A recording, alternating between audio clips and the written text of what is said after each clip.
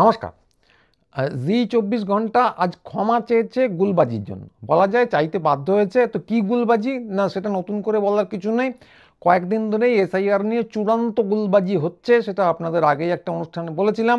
তা নানা রকম গুলবাজি হচ্ছে যে গোটা নিউ টাউন ফাঁকা হয়ে গেছে, অমুক জায়গায় কাজের লোক পাওয়া যাচ্ছে না, বাংলাদেশ সীমান্তে প্রচুর নাকি ভিড়, এসব চলছিল। তো জি 24 ঘন্টাও তার অংশই ছিল। আজ তারা একটা বিবৃতিতে জানিয়েছে, বিবৃতিটা আপনাদের দেখাচ্ছি স্ক্রিনে। নিউ টাউনে এসআইআর আতঙ্কে ঘরছাড়া হচ্ছেন অনেকেই, এই সংক্রান্ত একটি খবর প্রকাশিত হয়েছিল আজ জি 24 ঘন্টা ডিজিটালে। এই সংক্রান্ত খবরটির ছবি ও তথ্য সম্পূর্ণ ভুল ছিল, এই জন্য আমরা আন্তরিকভাবে ক্ষমা প্রার্থী। ভবিষ্যতে জি 24 ঘন্টা ডিজিটাল এই ধরনের কোনো খবর প্রকাশে আরও অনেক বেশি সতর্ক থাকবে। তা সতর্ক থাকবে ভবিষ্যতে, খুব আনন্দের কথা। যদিও গদি মিডিয়ার কথায় কতটা বিশ্বাস করা যায় সে অন্য প্রসঙ্গ। তা প্রশ্নটা হলো, এটা তো একটা খবর না, কদিন ধরেই এই খবরের তথাকথিত খবরের স্রোত চলছে। তো কি দেখাচ্ছিল তারা, ছোট্ট করে একটা ক্লিপ দেখিয়ে নিই, দু একদিন আগের এই ক্লিপ দেখুন। এসআইআর আতঙ্কে ফাঁকা হচ্ছে কলকাতার একের পর এক এলাকা। নিউ টাউনের ইকো পার্ক সংলগ্ন বনবিবিতলা এলাকা ফাঁকা কেন জানেন? এসআইআর আতঙ্কে বাংলাদেশি অবৈধ অনুপ্রবেশকারীরা বাংলা ছেড়ে চলে যাচ্ছেন। কোথায় যাচ্ছেন নিশ্চয়ই বুঝতে পারছেন। তা এইসব তো দিব্যি চলছিল, মনের আনন্দে চলছিল। এই হঠাৎ এই চৈতন্যোদয় হলো কেন বলতে পারবো না, সঠিক কারণ জানা নেই। কারণ এরা তো একা নয়, আসল কারণ যেটা আন্দাজ করতে পারি যে এরা তো একা নয়, বাকি মহারথীরাও একই জিনিস বলে চলেছিলেন। আমাদের প্রিয় কর্নেল সুমন দে, মেজর ময়ূখ রঞ্জনই একই রকম কথাবার্তা একই সুরে প্রচার করে চলেছিলেন। তো তারা কি বলছিলেন সেটা আগে ছোট্ট করে দেখিয়ে নিই, তারপর কথায় আসবো। জনবিন্যাস শুধুমাত্র সীমান্তবর্তী এলাকায় নয়, ব্যাপকভাবে বদলাচ্ছে নিউ টাউন রাজারহাটে। ভয়ঙ্করভাবে ভয়ঙ্কর চিত্র।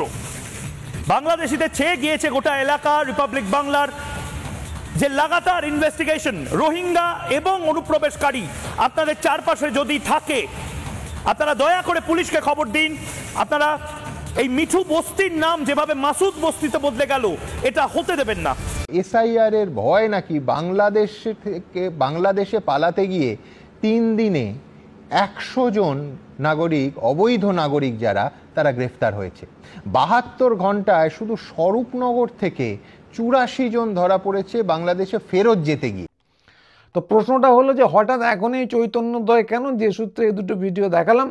তা গতকাল আরও একটা জিনিস হয়েছে, রিপাবলিক বাংলার এই যে চূড়ান্ত গোলবাজি সমানে যেটা তারা চালিয়ে যাচ্ছে, তাতে বিরক্ত হয়ে ভাঙড়ে স্থানীয় লোকজন গতকাল তাড়া করেছিলেন রিপাবলিকের সাংবাদিকদের। তো শুনেছি যে ভালোই নাকি আদর আপ্যায়ন করা হয়েছে। তারপর রীতিমতো নিরাপত্তা রক্ষীদের পাহারায় এলাকা ছাড়েন ওরা। তো সেই ইরাক যুদ্ধের সময় শোনা গিয়েছিল এমবেডেড সাংবাদিক যারা সৈন্যবাহিনী চারদিকে নিয়ে ঘোরেন। তো এবার তাদের যা অবস্থা, তারা সেনাবাহিনী অথবা আধা সামরিক বাহিনী সঙ্গে নিয়ে খবর করতে যাবেন, নইলে কিন্তু নানা রকম সমস্যা হতে পারে। তো এইটা হয়েছে। তো এইটা হওয়ার পরেও এরা, এই রিপাবলিক বা আমাদের প্রিয় কর্নেল সুমনদের চ্যানেল, এরা কেউ কিন্তু এখনও ক্ষমা চাননি, কারণ এরা আরও অনেক গভীর জলের মাছ। তো গোটা ভারত পাকিস্তানের যে সীমান্ত সংঘর্ষ হলো, এই নিয়ে চূড়ান্ত গুলবাজির পরেও এরা কেউ ক্ষমা চাননি, বরং রোয়াবে থেকেছেন। তো এরা গভীর জলের মাছ, কিন্তু জি অতটা গভীর জলের মাছ না। অবস্থা বেগতিক দেখে জি ক্ষমা চেয়ে নিয়েছে। অতটা নার্ভ, স্নায়ুযুদ্ধে স্নায়ু বজায় রাখতে পারেনি। আমার মনে হয় এইটাই হলো আসল রহস্য। তাই নিশ্চিত করে বলতে পারবো না, আমি জানি না। আগেই বলছি, আমার ভিতরের খবর, সূত্রের খবর সব আমার জানা নেই, যেটা আন্দাজ সেটা বললাম। তো তার সঙ্গে দুখানা আরও কথা বলি, এদেরকেই বলি, বাকি লোকজনদেরও বলি যে একটা জিনিস এই চ্যানেলের লোকরা আমার যেন মাথায় রাখেন, যে হাতে বুম থাকলেই কেউ সাংবাদিক হয়ে যায় না, বুম বাজারে কিনতে পাওয়া যায়। তো ওরকম যদি হতো তাহলে বেড়ালদের গায়ে রং করে দিলেই বাঘ হয়ে যেত, পকেটে পেন গুজলেই লেখক হয়ে যেত। আর এখন নানা রকম সঙ্গী হনুমানদের চারদিকে দেখা যাচ্ছে, তাদের ল্যাজ আছে, সেই ল্যাজের উপর ডানা লাগিয়ে দিলে তারা পক্ষীরাজ হয়ে উড়ে মঙ্গল গ্রহে চলে যেত। তো যারা সমানে গাঁজাগুলি দিয়ে যাচ্ছে, অমুক বস্তি ফাঁকা হয়ে গেল, ওখানে কোনো আর লোক পাওয়া যাচ্ছে না বলে এই যে গাঁজাগুলো দিচ্ছে, যারা বিশেষ বিশেষ এলাকায় বুম হাতে আপনি কে বলুন তো বলে তেড়ে যাচ্ছে, রীতিমতো দৌড়ে তেড়ে যাচ্ছে, যারা আপনার পরিচয়পত্রটা এক্ষুনি আমাকে দেখান বলে জুলুম করছে, তারা সংবাদ মাধ্যম নয়। তা এরা পুলিশ নয় যে পরিচয়পত্র দেখতে চাইতে পারে, লেটেল নয় যে তেড়ে যেতে পারে, এই অধিকার ওদের কেউ দেয়নি। আর আমরা গাঁজা তৈরির মেশিনকে, সমানে যেখানে গাঁজা উৎপন্ন হয় সেই মেশিনকে সংবাদ মাধ্যম দিই না, ওদের জন্য আলাদা আইন আছে, তাদেরকে পুলিশ, আবগারি, এসব নানা আইনে তাদের বিরুদ্ধে অভিযোগ করা হয়। হুমকি দিলে তাদেরকে আমরা মস্তান বলি, উস্কানি দিলে দাঙ্গাবাজ বলি। তো এই যে গদি মিডিয়া, এরা সংবাদ মাধ্যম নয়, কারণ এরা এই একসঙ্গে যে কাজগুলো অপরাধ সেগুলো করছে, ফলে এরা যেটাই 2-4 দিন ধরে করে চলেছে সেটা শুধু অসভ্যতা নয়, অপরাধ। তো এই অপরাধ ঠেকানো দরকার, যেরকম ঠেকিয়েছেন ভাঙড়ের মানুষরা গতকাল। তো হ্যাঁ, এখানে একটা প্রশ্ন উঠবে, বাক স্বাধীনতাটা কোথায় গেল? নিঃসন্দেহে সংবাদ মাধ্যমের বাক স্বাধীনতা বলে একটা ব্যাপার আছে, সাধারণ মানুষেরও আছে, ওদেরও আছে, কোনো সন্দেহ নেই।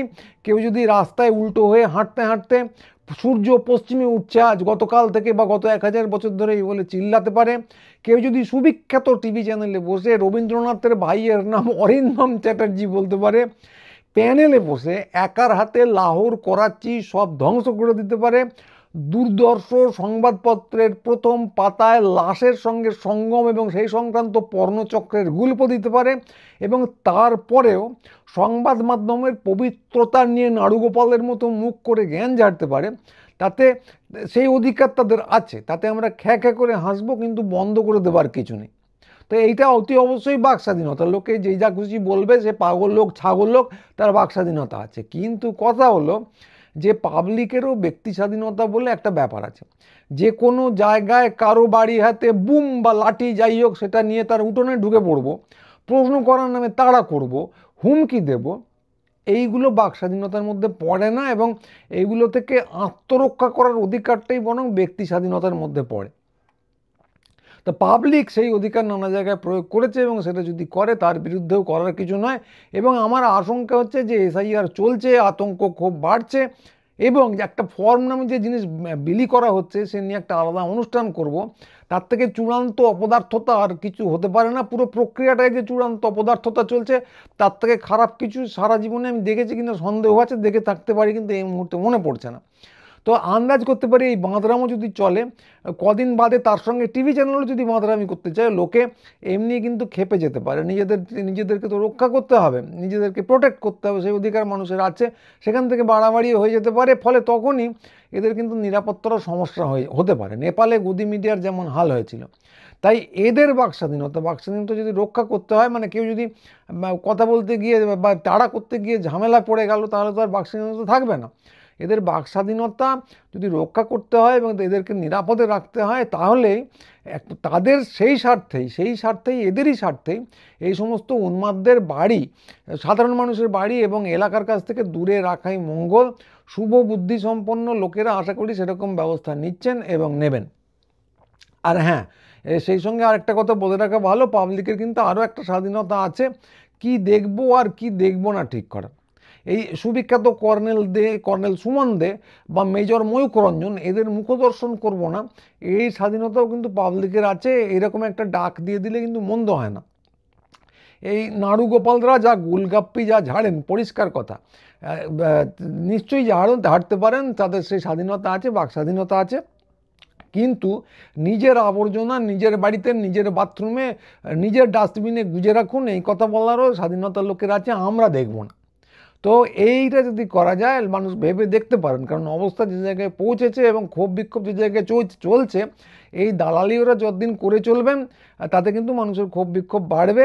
তো মানুষ এটা কিন্তু ভেবে দেখতে পারেন যে এইটা করলে কিন্তু একটা উপযুক্ত শিক্ষা দেওয়া হয়।